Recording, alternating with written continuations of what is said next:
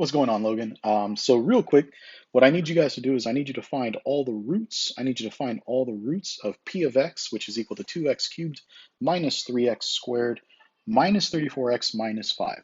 Now, the first thing I need you guys to understand here is that since it's degree 3 right there, it's not a quadratic. You got to use the rational root theorem. All right. So that's what we're going to do is we're going to use the rational root theorem. I'm probably going to do a little bit of erasing just to save some space. But because it is degree 3, we're going to be using the rational root theorem. If it was degree 2, we would use the quadratic formula immediately. So for me, we're going to focus on the front and the back. So we got front side, okay, so the front side down. So that means the factors of 2 are 1 and 2. And the back side up, right? So the factors of 5 are 1 and 5.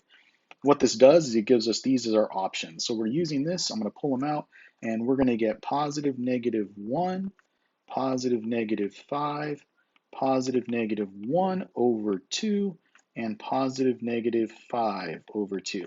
So those are the possible rational roots that I'm going to use first. And then I'm going to test it. I'm going to see what works. So I set up my synthetic division. So we're going to use the 2, the negative 3, the negative 34, and the negative 5. So those are the numbers we're going to use as our coefficients in synthetic division. So what do I mean? We're going to write it down. 2, negative 3, negative 34, and negative 5. And we're going to test all of our possible rational roots. So we'll start with, the easiest one, 1. So we start off with 1. So we just plug it in. We bring down the 2. So then we bring it down there. 1 times 2 is 2. Negative 3 and 2 is negative 1. Below the line, we're going to multiply.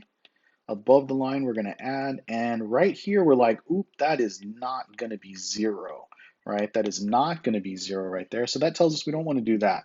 So let's go back and erase it. So we're like, all right, so let's erase this. And instead of trying 1, let's go ahead and try negative 1. Let's try negative 1. So we bring down the 2, and we go negative 1 times 2 is negative 2. Those two numbers are above, so we're going to combine them. Now, since that negative 5 is below, we're going to multiply it to the negative 1, which is positive 5. Then we're going to negative 34, and 5 is negative 29.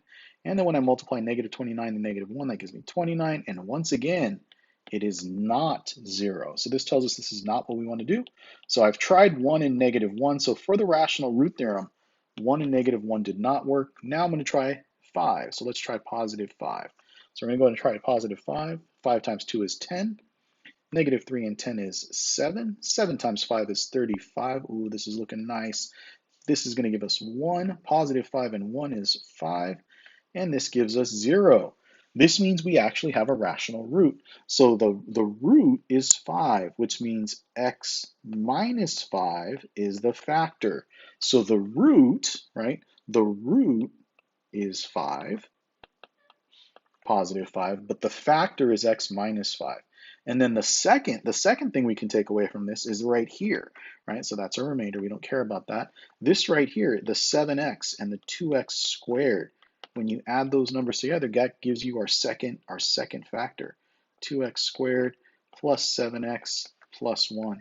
And now we need to solve 2x squared plus 7x plus 1. That is a quadratic. How do I know that's a quadratic? You got a power of 2 right there. All right, so now that we have our quadratic, what we're going to do is we're going to use the quadratic formula. You should already have practice with this from class, so I'm just going to write it out. X equals the opposite of b, right? The opposite of b, that's 7, negative 7, plus or minus the square root of 7 squared minus 4 times a times c. So times 2 times 1 divided by 2a. 2 times 2. All right, and then we simplify. So this is going to give us negative 7 plus or minus the square root of 49 minus 8 over 4, which gives us negative 7 plus or minus the square root of 41 over 4. And this gives us our 3 roots. I'm going to write them out. So here's the roots. Here's the roots. The roots, in no particular order, are 5, negative 7 plus the square root of 41 over 4, and negative 7 minus the square root of 41 over 4. And this is how you solve a polynomial function for its roots when it's not factorable completely. All right, hit me up by email if you have any questions, and I'll talk to you guys later.